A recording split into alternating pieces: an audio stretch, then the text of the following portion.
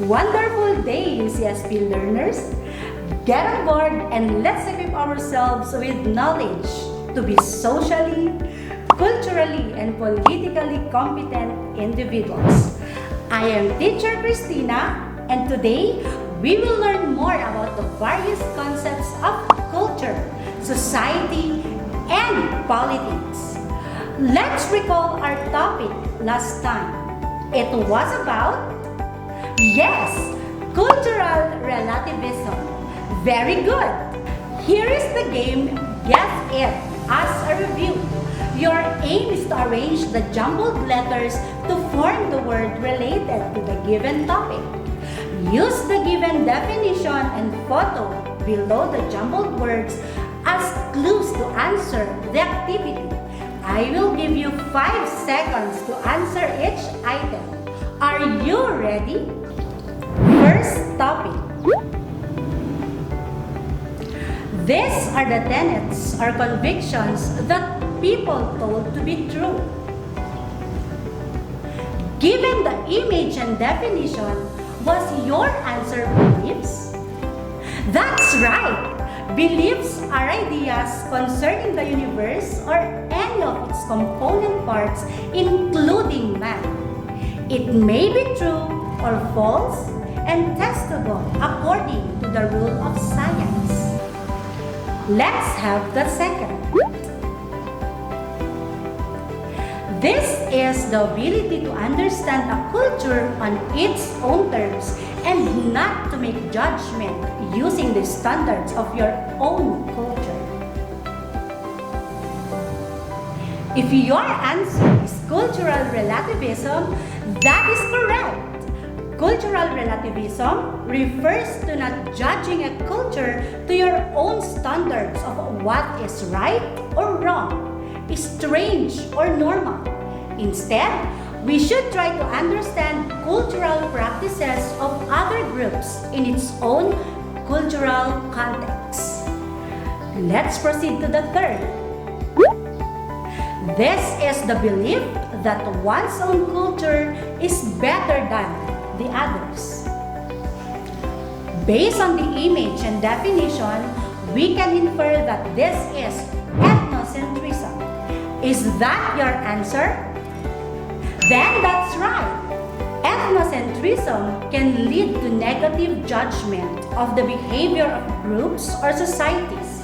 It can also lead to discrimination against people who are different. Great job, learners! It seems like you can still recall our previous lesson. We can now move on to the next topic. In today's lesson, we will be exploring not only our own culture, but also the cultural, social, political, and economic symbols and practices of people around the globe. How would we do that? Let me bring you to our mahiwagang libro. Tara na! I have here sample images. Can you identify what these photos are all about? Great idea! These are political, economic, cultural, and social symbols. Symbols are the basis of culture.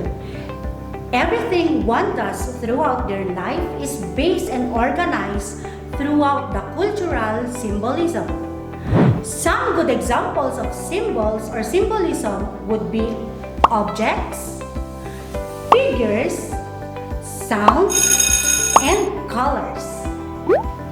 It could be facial expressions, gestures, or word interpretation. Here are some symbols across cultures. Can you identify what this symbol means? Great! This first image is a bouquet of flowers. What could possibly mean by this symbol? Can you tell? Very good! It is a symbol showing love and affection. In the United States, a dozen of roses are a symbol of romantic love. But did you know that in Russia, even numbered flowers are for funerals, and odd-numbered bouquets are for every other occasions? How about the nodding and shaking of the head?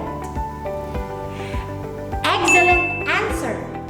Nodding of the head means yes, and shaking of the head means no. This is common not only in the Philippines but also in many Western countries. However, in Eastern European countries such as Bulgaria, people shake their head when they mean yes and nod their head when they mean no. Interesting, right?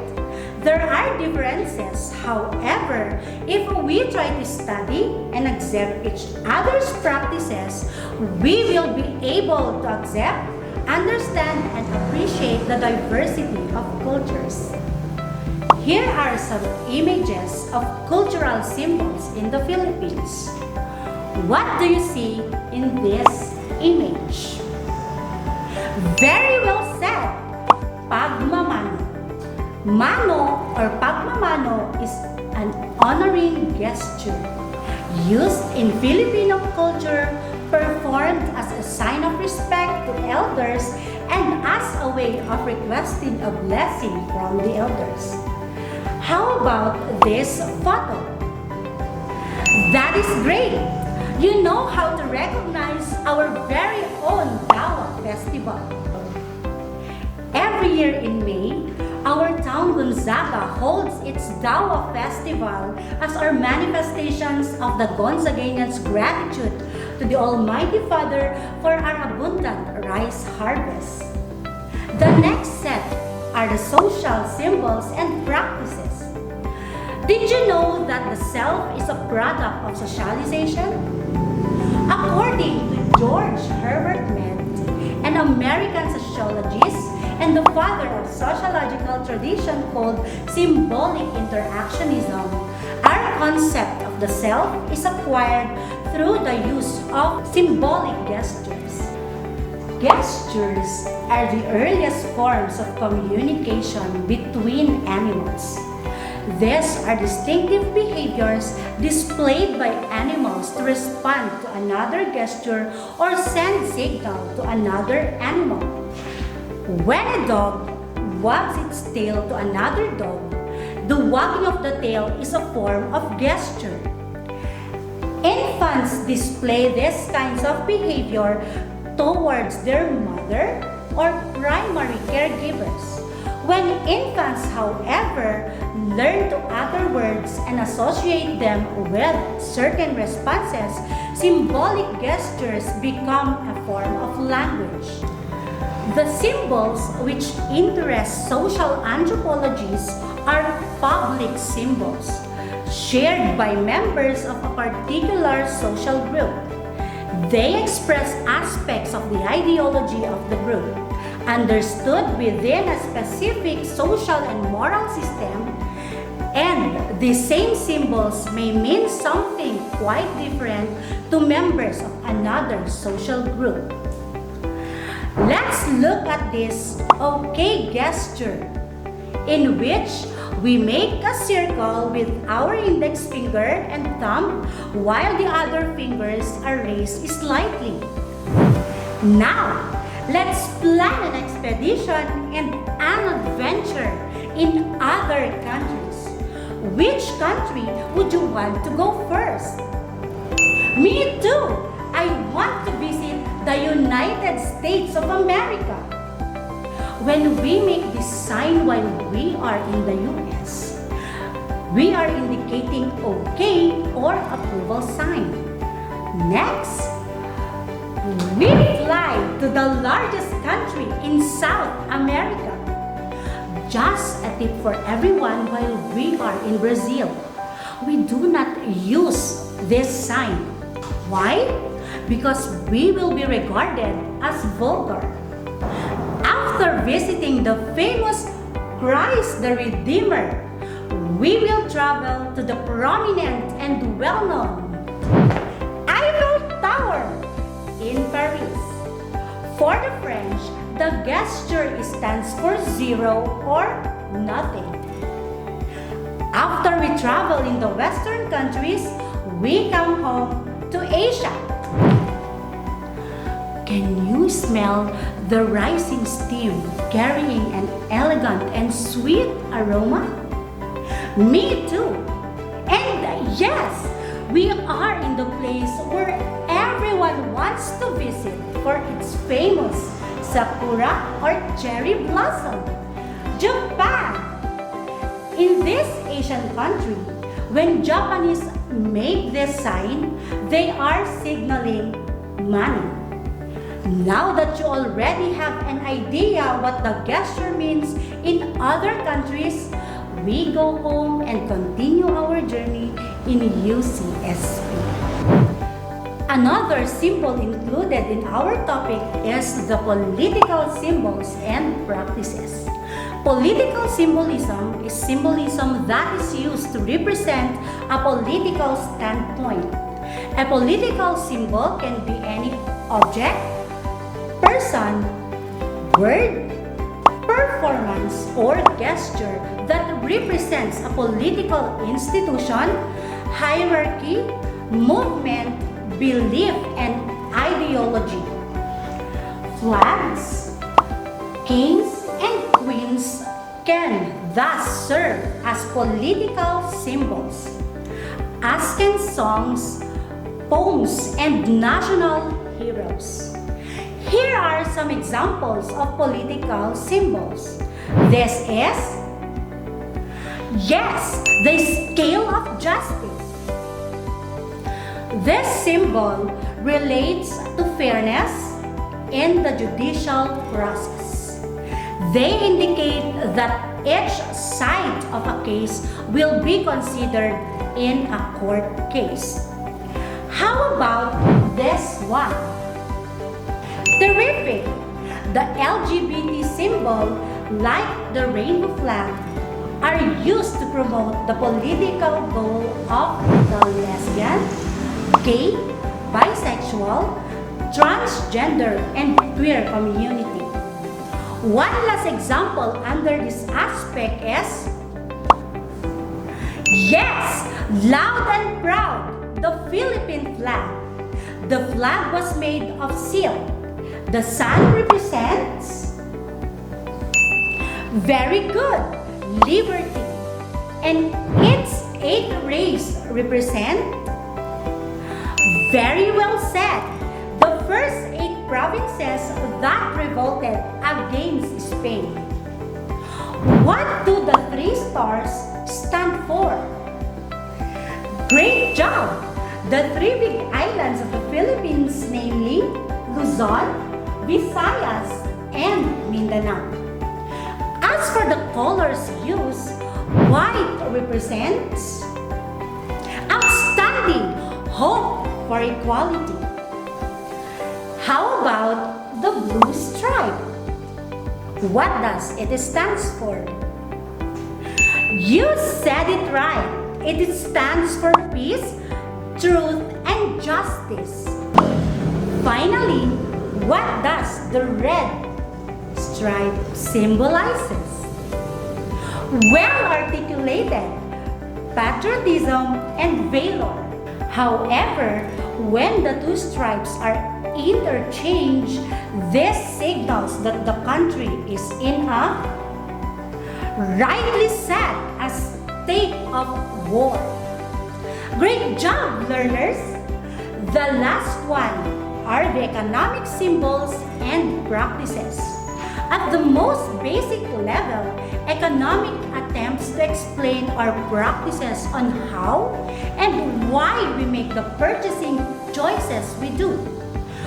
4 key economic concepts are scarcity, supply and demand, costs and benefits, and incentive can help explain many decisions that humans make. Here are the symbols of the 4 key economic concepts. The first photo is scarcity. Scarcity explains the basic economic problem that the world has limited or scarce resources to meet seemingly unlimited wants. This reality forces people to make decisions about how to allocate resources in the most efficient way possible so that as many needs as possible are met. Next image. Yes, this represents supply and demand. Supply refers to the amount of goods that are available, while demand refers to how many people want those goods. Supply and demand should reach an equilibrium. Example, an ice cream company sets the price of a flavored ice cream at 50 pesos. No one wants the product, so the price is lowered to 30 pesos. Demand for the product increases at the new lower price point, and the company begins to make money. Up next, we have